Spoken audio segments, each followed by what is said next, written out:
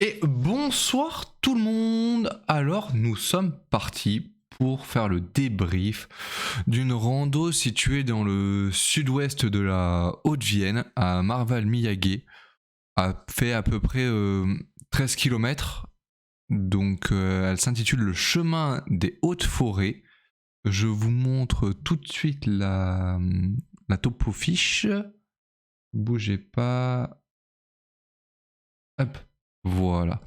Topo fiche, Marval Miyagi. Alors, pour vous donner une idée, elle n'a pas de difficulté apparente. Elle a un peu de route, mais en soi pas trop. Le point de départ, il est top, puisque vous avez un endroit pour vous garer, vous avez des tables, vous avez une poubelle, vous avez des arbres, un petit pré à côté. Franchement, on est dans une petite commune du Limousin et ma foi, ça fait plaisir qu'ils aient prévu un aménagement comme ça dès le départ. Mais ça, je vous montrerai normalement des photos à la suite. En termes de dénivelé, donc c'est acceptable. Ça sera vu dans la courbe d'altitude. Sinon, sur le parcours, en soi, il n'y a pas non plus grand chose de transcendant, mis à part un point de vue sur Cussac. Vous avez une table d'orientation, pensez bien à aller la voir, je vous spoilerai pas du coup à quoi ça ressemble, puisque j'ai prévu de faire une autre rando là-bas. Voilà où normalement on fera ce coup-ci la table d'orientation. Je vous montre le parcours. Tac. Alors ça, je l'ai laissé, ça n'apporte rien. Voilà le parcours. Vous avez en fait deux parcours sur la carte d'indiqué. En l'occurrence, celui qui nous intéresse, c'est celui en orange, puisque le bleu s'intitule Chemin des étangs. Voilà, les deux sont complémentaires. Donc vous pouvez combiner, si vous le désirez, les deux. Ce qui vous fera quand même une bonne balade. Hein. Et taper, je pense, dans les 20 bornes. Peut-être qu'un jour, justement, je la proposerai également en rando. Ça, c'est la topo fiche. Ensuite, vous allez avoir la courbe d'altitude. Bougez pas. Et voilà. Courbe d'altitude assez basique. Vous montez, vous descendez en à peu près, grosso modo, c'est un bloc. Il n'y a vraiment pas de difficulté. Les chemins sont assez praticables, je dirais. Il y a juste un endroit où le balisage, je pense, n'est pas à jour du fait des chemins sur OpenStreetMap. Voilà, je pense pas que ça soit la faute de la commune. Ou alors ça dépend des saisons. Ça peut venir de ça aussi, puisque selon l'entretien des chemins de rando, il y a des chemins qui peuvent disparaître en fonction des ronces. Voilà. Nous allons attaquer. Donc, j'ai fait deux petites vidéos sur le parcours. Je vais essayer de vous montrer ça tout de suite. Oui, non, ça c'est. Hop, tac. Honnêtement, je maîtrise pas trop ça, donc c'est un début. Hop. En plus, vous allez voir ma tête, ça va pas vous apporter grand chose. Hop, plein écran. Je ne parle pas du coup pendant que je parle dans la vidéo en fait. C'est pas forcément intéressant, mais bon, bref. Alors, 5e kilomètre, dans la forêt. Voilà, dans la forêt, avec le loulou. Globalement, la rando est pour le moment très très bien. Il y a quelques portions de route, mais bon, c'est en soi normal. Balisage pour le moment très bien, mis à part à deux intersections où le balisage était un peu loin, mais sinon top top. Et puis voilà, hein, allez, tout se passe bien, il n'y a personne, comme on s'en doute, hein, en plein milieu de la forêt vers Cussac, mais bon, voilà, et bien on se retrouve plus tard.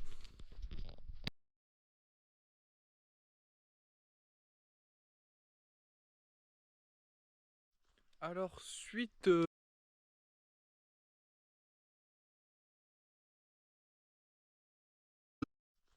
suite du changement de parcours, de tracé, donc j'ai fait toute une partie qui était pas balisée visiblement, mais là c'est bien balisé, hein, noir sur blanc. Donc je pense honnêtement que c'est juste que C'est juste que la trace GPX, en fait, qui suit les tracés OpenStreetMap, dont les chemins sont clairement faux, et ben du coup est erroné. Donc là, d'ici quelques mètres, je devrais retomber sur le parcours global et je suis censé arriver de la droite. Alors, on va voir ça en vidéo s'il y avait bien un chemin. Ça se trouve, il y a bien un chemin. Ça arrive que le chemin il est juste, en gros, pas entretenu ou disparu, modifié. Bon, bah, ça c'est des joies. Mais en tout cas, la trace là-dessus, bah, y a un petit écart. J'ai essayé de vous le montrer avec la GoPro. Vous voyez, ça fait un écart par le haut. Donc en soi, quand on a la carte OpenStreetMap, Visorando, tout ça, on a zéro inquiétude, hein. C'est pas le problème. Mais c'est régulièrement que les chemins sont, ou les traces GPX en tout cas, correspondent pas. Alors, est-ce que c'est qu'elles sont faites euh, en réel? Je ne sais pas.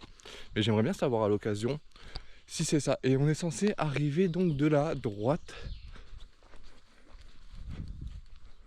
Alors on est censé arriver de là, hein. Voilà. Bon, on reprend le mode photo, hein, et nous on se retrouve à l'arrivée. Voilà, en gros, tac, je vous reprends comme ça. En gros, la seule chose que je disais, c'est que je me posais la question de comment sont réalisées les traces GPX en fait.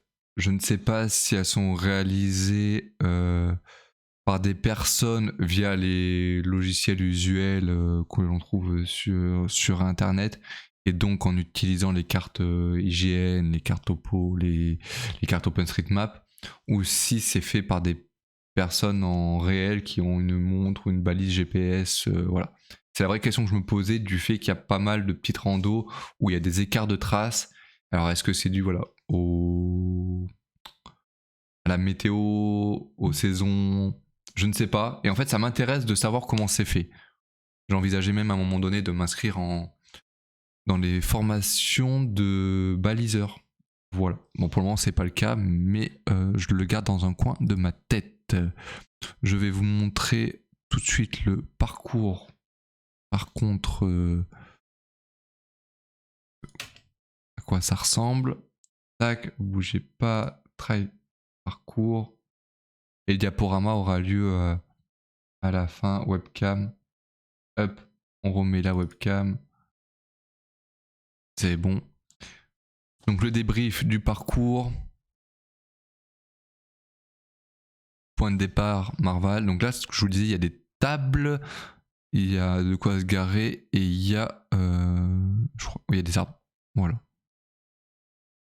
Il y a 2-3 maisons aussi où les chiens sont. Ah, ils sont pas en liberté, c'est juste que les portails sont pas fermés, donc je présume que c'est récurrent. Là, vous avez un camping. Donc tout ça, c'est de la route, hein. Pour le moment, c'est de la route. On va tourner à droite ici. On récupère donc le chemin pour récupérer à nouveau de la route un tout petit peu plus tard. Il y a pas mal d'alternance comme ça entre route et chemin. Je dirais quand même que les routes sont pas trop fréquentées, ce qui permet de se balader avec des animaux. Mais quand même. Et il y a tout un passage où en fait, pour vous éviter de marcher sur la route, il y a des petits chemins en annexe qui sont balisés, donc qui vous indiquent qu'il faut y aller. Cependant, c'est ce que je vous disais dans la vidéo, le balisage, les difficultés qu'il y a de balisage, c'est qu'on est censé marcher à gauche. Et en fait, quand le chemin il est à droite en annexe, il n'y a pas la croix sur le côté gauche de la route qui vous indique que vous devez prendre. En fait, voilà, il faut penser à regarder des deux côtés. Et des fois, c'est un peu loin en visuel. Il suffit qu'il y ait un peu de feuillage, vous pouvez passer à côté. C'est un peu particulier. Après, c'est du détail. Clairement, c'est du détail. Mais pour moi, mettre une croix du côté sur lequel on est censé marcher, ça pourrait aider. Voilà.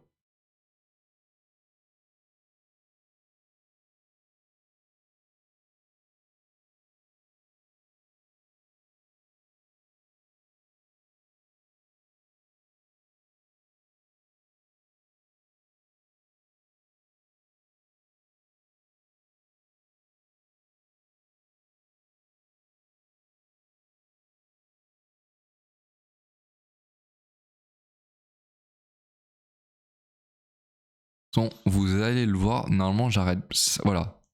Mais ici typiquement, gauche, droite, enfin, et c'est que ça. Vous faites des petits allers-retours entre route et pas route. La table d'orientation de mémoire est par là.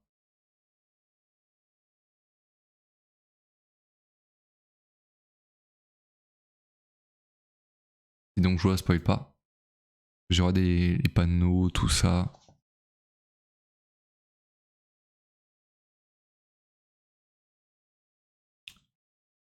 Portion de route. Un chouïa longue. Ah, c'est que oui, là, alors là, c'est que j'ai un peu trottiné avec Rio, mais vous la quittez directement. Il y a juste cette portion la route où je pense que les gens peuvent rouler voilà, à la vitesse réglementaire. Hein. C'est juste que l'ongle de 70, quand vous avez des animaux, c'est un peu plus. Comment dire, stressant. Stressant. Je pense que stressant, c'est le bon terme.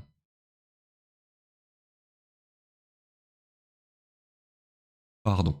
Alors, on continue. Mais franchement, la rando est bien. Voilà, la rando est bien. Elle est un peu loin de Limoges. Voilà, pour 13 km, est-ce qu'elle vaut le détour ou non? L'avantage, c'est que vous sortez vraiment des. Alors, c'est là, oui.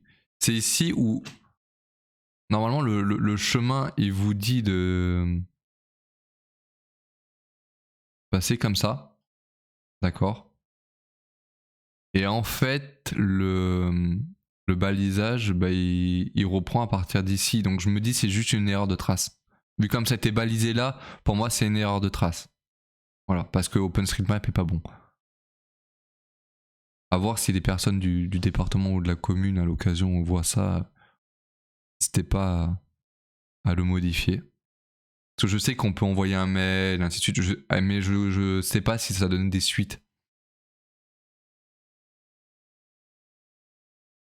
Ça, c'est une erreur de ma part. Là, c'est moi qui me suis trompé, je vous explique pourquoi. Là, il y a une maison avec des chiens. Ils étaient pas de soucis, hein. Honnêtement, aucun problème avec ce lieu-là. Les chiens étaient chez eux.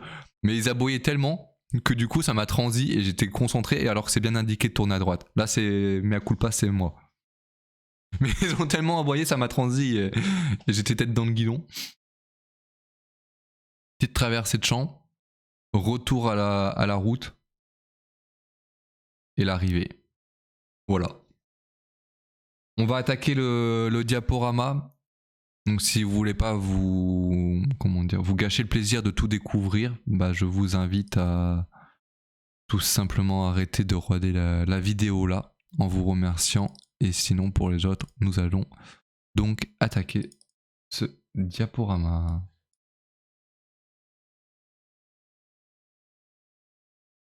Hop. Le départ, sentier des Hautes-Forêts. Alors oui, pareil, là c'est marqué sentier. Et je crois bien, si je dis pas de bêtises, que sur la... Je vais reprendre la topo. Hein. J'ai un doute sur quelque chose. Chemin, non c'est bon. Non, c'est marqué chemin. Voilà. Sur la topo, c'est marqué chemin. Et sur les panneaux, c'est marqué sentier. En soi, c'est pas quelque chose de dramatique. Mais le... Ah par contre, vous les voyez... Attendez. Nous avons un problème. Les photos, pourquoi elles sont arrivées à perpète? Ah, parce que j'ai zoomé en fait. Oui. Voilà. Entre sentier, chemin, circuit, normalement, c'est pas censé être la même chose. Le départ. Mais franchement, c'est du détail. Hein. Mais quand vous avez un chemin et un circuit qui ont le même nom, bah, faut faire attention.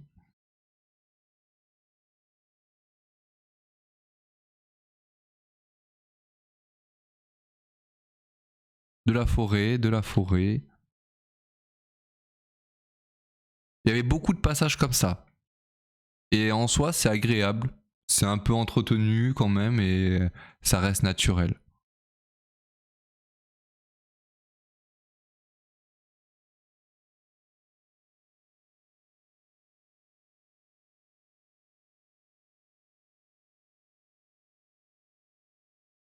Donc là, c'est le. Nous, on arrive. Ah, vous voyez pas ma souris. Mais en gros, on arrive là où on regarde. Là d'où on regarde. Donc le chemin explicatif vers la table d'orientation, les explications de la forêt communale, les plans. Franchement, je pense que ça vaut le détour. J'ai regardé justement mes photos de manière plus détaillée après. Ça, c'est les intersections avec les randos et celles que j'ai prévu de faire de mémoire sont ces deux-là.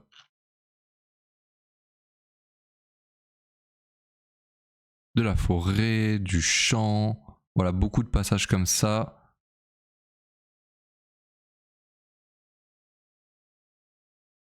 La météo était agréable. Ça s'est bien passé. La variante, vous avez une variante pour raccourcir la balade. De la route.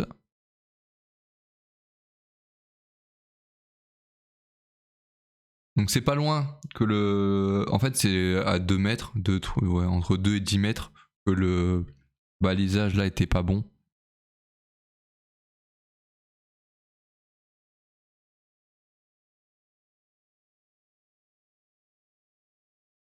Ça c'est quasiment à l'arrivée. La traversée jolie. De champ final. Le petit chien, bon, il était mignon mais voilà. Et l'église finale du retour.